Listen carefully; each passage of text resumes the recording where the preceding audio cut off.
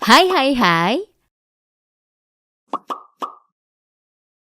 Tak bisa dipungkiri ya, kemajuan teknologi di berbagai bidang termasuk dunia konstruksi membuat para insinyur mampu merancang ide kreatif dan membangunnya jadi bangunan nyata yang dapat dilihat dan bermanfaat bagi banyak orang. Teknik konstruksi mengubah laut menjadi jalan raya rasanya hampir mustahil.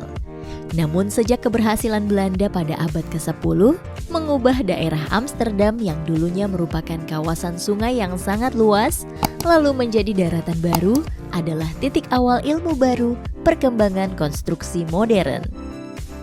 Dan ternyata tak sampai di sini. Berikut ini adalah 4 hal hebat bangunan konstruksi mengubah laut menjadi daratan serta sejarah singkatnya.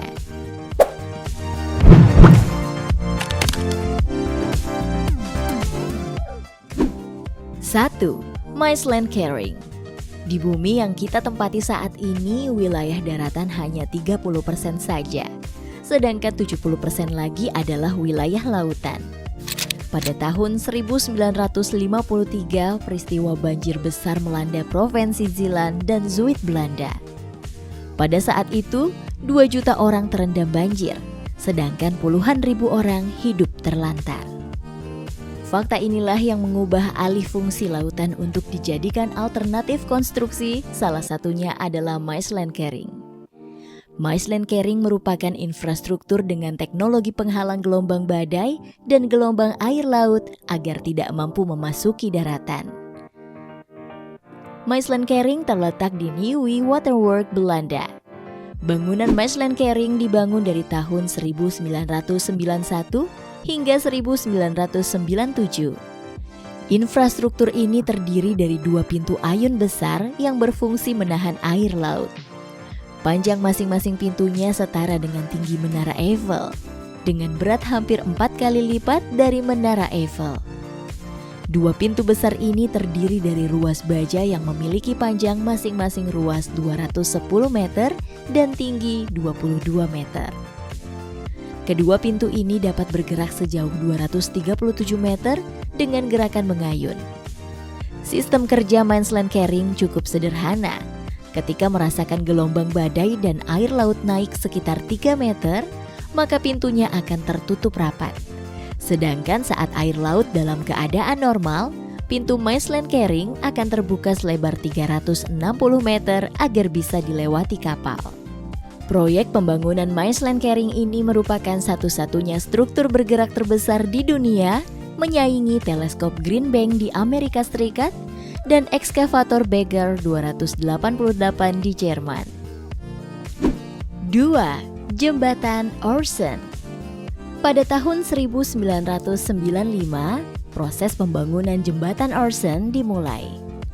Jembatan ini merupakan jembatan jalan dan terowongan bawah air terpanjang di Eropa yang menghubungkan 2 negara, yaitu Denmark dan Swedia. Jembatan ini memiliki panjang total 12 km dengan lebarnya mencapai 23,5 meter. Pembangunan jembatan ini dianggap sebagai salah satu konstruksi modern yang paling rumit, bukan saja memikirkan bagaimana jembatan ini tidak mengganggu lalu lintas kapal. Para arsitek harus memutar otak mereka agar tiang penyangga jembatan tersebut tidak menabrak pesawat yang melintas. Rumitnya pembangunan jembatan di atas laut semakin parah saat dikombinasikan dengan pembangunan terowongan di bawah air. Sehingga proses pembangunan jembatan Øresund jadi memerlukan waktu selama 5 tahun dengan total biaya mencapai 65 triliun rupiah. Lalu bagaimana proses pembangunan jembatan Øresund ini? Pembangunan jembatan tersebut dimulai dari kota Malmö, Swedia yang memiliki permukaan padat yang keras dan berbatu. Dengan menggunakan teknik cover dam yang mana konstruksi kedap air dirancang lebih dulu untuk mendukung pelaksanaan proyek konstruksi pada daerah yang terendam dan dikelilingi air. Selanjutnya, air yang meredam area kerja dipompa keluar untuk mengekspos dasar daerah berair agar dapat membangun struktur pondasi. Alat berat seperti bor diturunkan untuk menggali bawah air sampai ditemukan tanah yang baik atau dasar berbatu yang nantinya pondasi pertama akan dibangun. Area yang digali diuji stabilitasnya di laboratorium. Kemudian semua sisa bahan galian dibuang dan lubang dibersihkan. Proses selanjutnya adalah pemasangan pondasi tiang pancang yang terbaut dari beton bertulang. Kemudian sebagian kru dan tim lainnya akan membangun substruktur tiang pancang yang meliputi abutment, wing walls, piers, dan caps. Lalu dilanjutkan pengerjaan superstruktur yang terdiri dari balok atau gelagar, bantalan jembatan, dan geladak, di mana semua struktur tersebut telah dicetak di pabrik, lalu dibawa ke lokasi dengan derek perangkat berat khusus untuk berlayar di laut dan dipasang di jembatan. Begitulah jembatan Orson ini dibangun. Namun, untuk mengkombinasikan jembatan ini kepada terowongan bawah laut sepanjang 4 km, membuat pekerjaan tak berhenti sampai di sini. Untuk membangun terowongan bawah laut sepanjang 4 km ini, para pekerja harus membuat pulau buatan dengan cara mengeruk tanah di dasar laut selama 5 tahun. Pulau tersebut bernama Peberholm. Kemudian 20 elemen beton prefabrikasi dengan masing-masing segmen memiliki berat 55 ton diturunkan di bawah air. Elemen beton tersebut disusun hingga membentuk terowongan yang akan diletakkan di parit dasar laut. Untuk menghubungkan ujung terowongan Drotgen dengan ujung jembatan Orson ini dibantu dengan alat berat khusus. Sejak selesai dibangun, ada 17.000 kendaraan yang melintasi jembatan ini per harinya.